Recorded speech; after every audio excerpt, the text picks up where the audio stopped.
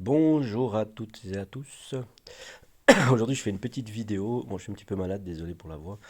Je fais une petite vidéo parce qu'ici, je suis sur un gros chantier. J'ai pu faire beaucoup de vidéos parce que c'est compliqué de filmer quand on travaille des choses de ce style-là. C'est un peu trop long. Puis, je suis pas un pro des vidéos.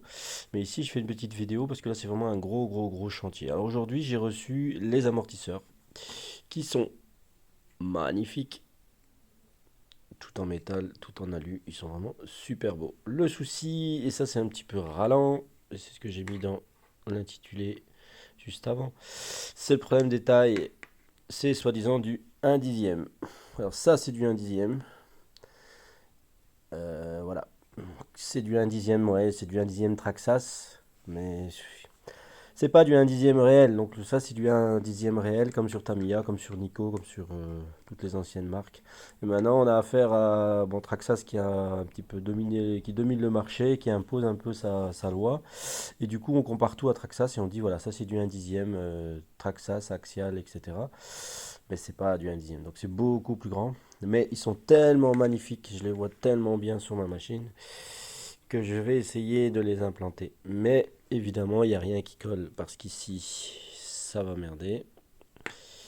La conception est pas faite pour. Ici, ça passe pas non plus. Donc il va falloir tout modifier. En même temps, je suis en train d'upgrader. Donc j'ai mis toute la direction est refaite. Donc tout est en métal. Donc, oups, barre métal, palonnier métal. Nouveau cerveau, ça je vous avais déjà montré. Un 30 kg métal que je dois fixer. Parce que là, ça va pas trop bien. Et comme il est plus grand, j'ai dû couper une patte et du coup, ça bouge un peu. Donc, le but c'était de l'implanter ici au-dessus. Mais pour ça, il faut que j'ai plus de débattement. D'où les suspensions plus grandes. On a déjà upgradé une partie en métal. Et aujourd'hui, je vais continuer. Donc, cette pièce-là qui est en plastique est arrivée également. Et là, maintenant, on passe en métal. Donc, toute la partie direction ici sera full métal. Cette pièce-là, je l'ai commandée aussi au cas où. Et ça va me servir aujourd'hui parce que je vais la modifier. Je vais modifier l'ancienne pour tester. Parce qu'elle n'a pas bougé. C'est du plastique, mais ça n'a pas bougé. Je vais la modifier pour pouvoir passer donc l'amortisseur. Et comme ça, si jamais ça va pas, si jamais ça foire, ben, je peux remettre d'origine avec mes nouvelles pièces. Donc c'est ce qu'on va faire aujourd'hui. Gros chantier parce que c'est pas évident. Je pense qu'il va falloir tout modifier. Heureusement, j'avais anticipé, j'ai commandé ces petites pièces ici qui permettent de régler. Donc on peut régler ici la tâche d'amortisseur. Je pense que c'est ça qui va me sauver parce que je pense que je vais la visser ici dans le support. Je vais déporter les suspensions. Comme ça, elles seront déportées là. Là, je pense que simplement en limant un petit peu de chaque côté, ça devrait passer en espérant que ça ne casse pas. Après, il faut encore voir, c'est que l'amortisseur passe dans la carrosserie. Parce que d'origine, le ZP a des garde-boue intégrés. Donc je pense qu'on va être emmerdé. Par contre, comme je suis occupé de faire mon nouveau body en, ici en Unimog. Donc là, je suis en train d'essayer de créer un. Non, je ne vais pas vous le montrer. Je vais vous montrer. Je suis en train de créer un arceau, d'essayer de créer un arceau. Donc là, c'est le prototype. Lui, il n'y a pas d'intérieur, il n'y a pas de garde-boue. Donc, du coup, je pense que ça va passer pour lui. Donc voilà, bah, je vais vous tenir au courant de comment ça s'est passé, si j'y arrive ou pas. Et si au final ça fait bien. Parce qu'ils sont vraiment magnifiques.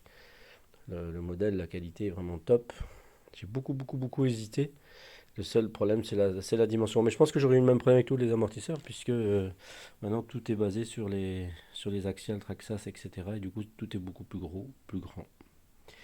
Voilà, on se met au boulot. À plus. Oui, petit truc. J'ai acheté ça hier. C'est du ruban magnétique. J'avais acheté ça pour fixer la carreau, sans devoir mettre un système ici, de changer le système de fixation. Je voulais mettre ça sur la carrosserie et sur l'avant et l'arrière du châssis pour pouvoir la fixer. Bon, ça je pense que ça marchera pas parce que sur la photo, ça magnétise des gros objets, mais dans la réalité, c'est pas le cas. Par contre, j'ai trouvé un autre usage super top. Vous voyez, comme c'est adhésif, je l'ai collé sur mon plan de travail et hop, plus de vis qui traînent, plus rien qui traîne. Donc ça c'est vraiment top, surtout quand on travaille avec des toutes petites vis comme celle-ci, qui est vraiment tout petit. Et bien comme ça évite de perdre nos objets. En plus ça magnétise, bon là il y a un aimant en plus, mais ça magnétise en plus les vis et les embouts, donc c'est vraiment top. Donc j'ai mis un petit bout là, je pense que je vais même encore en rajouter. Et j'ai mis ça dans ma boîte à outils aussi, comme ça sur ma boîte à outils, la petite caisse ici. Et bien quand j'ai une vis, hop, tac, ça ne tombe plus. On ouvre le couvercle, on bouge la boîte, on a oublié d'en avoir une vis dessus. Ça tient suffisamment pour ne pas la perdre. Voilà, petit truc astuce. Voilà, comme ça la partie rotule étant full métal ici. Donc deux roulements à billes, l'intérieur métal, la coque métal. Alors ça, c'est beaucoup plus gros qu'à l'origine. C'est une pièce qu'on avait dû limer en plastique pour avoir plus d'angle de braquage.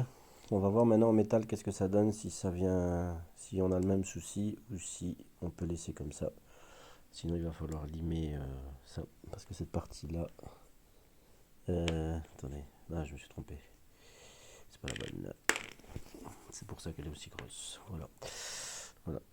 Donc par rapport au plastique...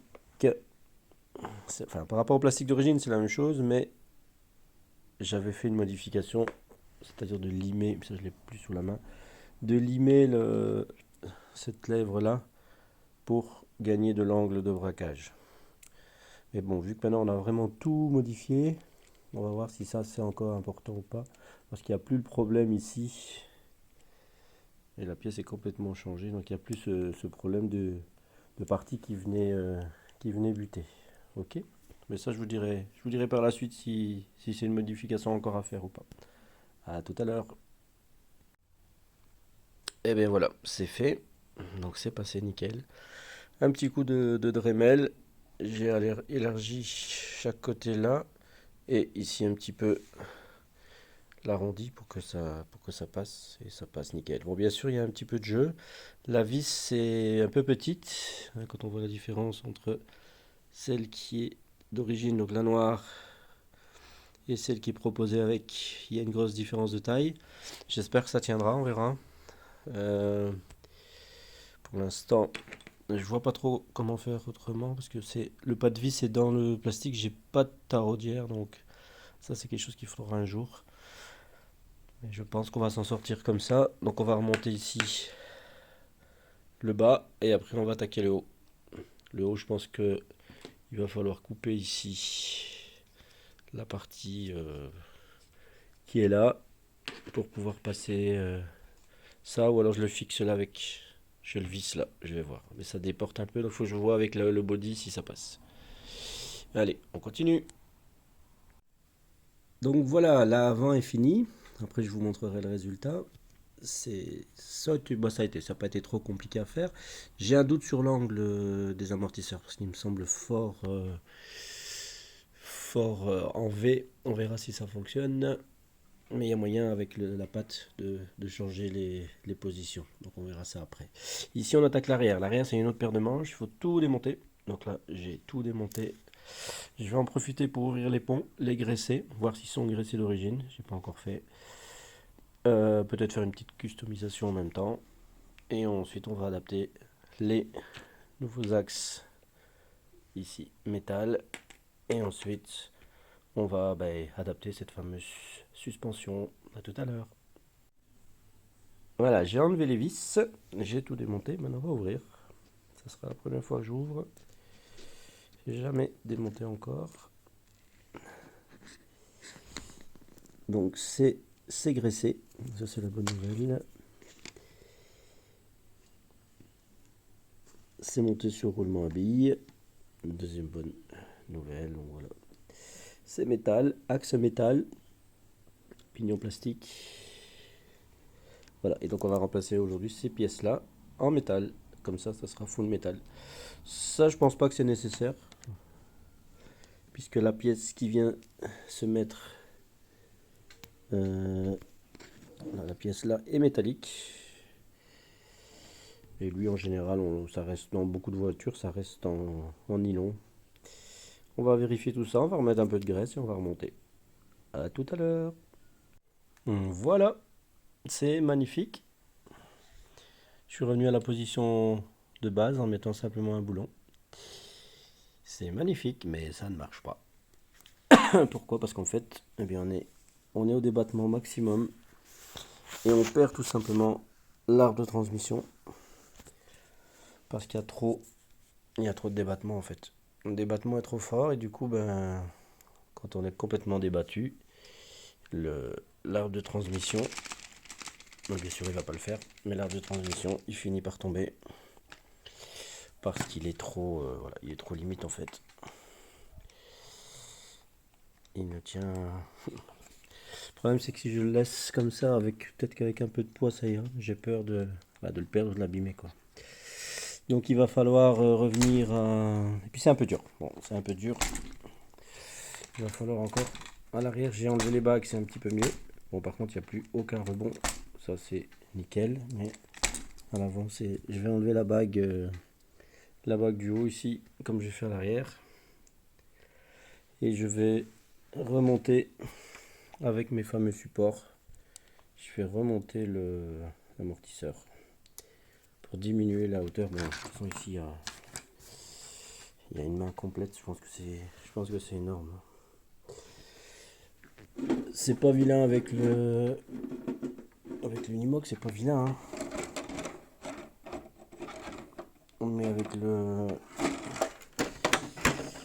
avec le Defender, ça va faire horriblement haut. Vous voyez, c'est hyper haut en fait. Donc c'est trop. On va diminuer un petit peu ça, mais on va y arriver. Allez, à plus tard.